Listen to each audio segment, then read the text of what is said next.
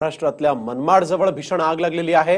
मनमाड जवळच्या बुलकुलवाडी येथील NR floor मिलला ही आग लागलेली आहे। आगीचं कारण अद्यापही अस्पष्ट आहे, परंतु प्रचारासाठी टँकर गेल्यामुळे ही आग विझवण्यासाठी सध्या टँकर उपलब्ध नाही असं देखील कळतंय। या आगीचं कारण अद्यापही अस्पष्ट आहे। ही आग पाहता क्षणी किती मोठी आहे याचा अंदाज सहज लावता येईल। बुलकुलवाडी येथे असणाऱ्या एआर फ्लोर मिलला ही आग लागलेली आहे आणि ही आग विझवण्यासाठी सध्या शर्थीचे प्रयत्न सुरू झालेले आहेत। नेत्यांच्या प्रचाराच्या दिमतीला टँकर गेला होता आणि त्यामुळे हा टँकर इथे पोहोचू शकलेला नाहीये, परंतु आता ही आग विझवण्यासाठी अग्निशमन दलाच्या टँकर्स आणि गाड्या ज्या आहेत त्या दाखल झालेल्या आहेत। रईस शेख आमचे प्रतिनिधी यावेळेस आपल्याबरोबर फोन लाईनवरून जोडले गेलेले आहेत। रईस, आपण बघतोय टँकर वेळेत पोहोचला नाही असं देखील कळतंय, नेमकी काय माहिती आहे, आग कधी लागली?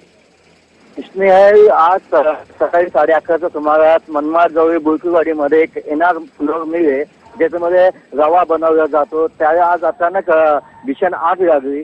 त्या आगीनंतर इतकं रौद्र रूप धारण केलं, पूर्ण आगीचे रोण सर्वकडे पसरत होते, पूर्ण धुगाचे रोण पसरत होते।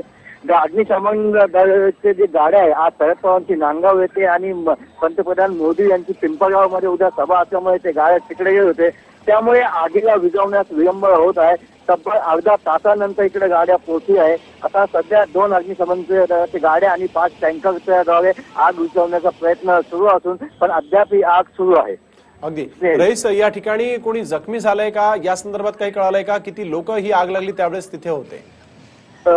इसने ही जेव्हा आग लागली तेव्हा काही मजूर तिकडे काम करत होते, पण त्यांना सुखरूप बाहेर काढण्यात नागरिकांना आणि अग्निशमनच्या दलांना यश आले। अद्याप कोणी जखमी नसल्याची माहिती सध्या मिळत आहे, पण आग अद्याप सुरू आहे आणि आगीने आजूबाजूला पसरू नये यासाठी अग्निशमन दल आणि स्थानिक नागरिक प्रयत्न करत आहेत। अगदी धन्यवाद रईस, तुम्ही दिलेल्या सविस्तर माहितीसाठी। बुलकुलवाडी येथील मिलला रवा बनवणारी ही मिल होती, या मिलला ही भीषण आग लागलेली आहे आणि या आगीमध्ये ही मिल पूर्णपणे जळून खाक झाली आहे।